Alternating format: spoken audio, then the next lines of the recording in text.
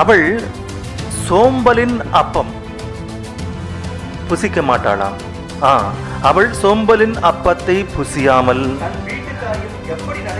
தன் வீட்டு காரியம் எப்படி நடக்கிறது என்று கண்ணோக்கமாயிருக்கிறாள். யார்?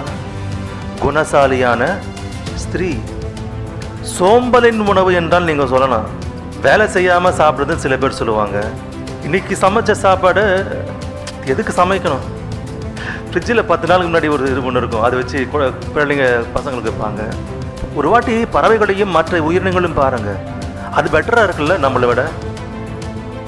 அவை தன்னுடைய குஞ்சுகளுக்கு அழகாக இறை தேடி கொண்டு வந்து வைக்கும். நாம் நம்முடைய பிள்ளைகளுக்கு இந்த அதிகாரத்தை கொண்டிருக்கின்ற இவர்கள் தங்களுடைய பிள்ளைகளுக்கு சோம்பலின் உணவை தருகிறாளா அல்லது நல்ல உணவை தருகிறாரா?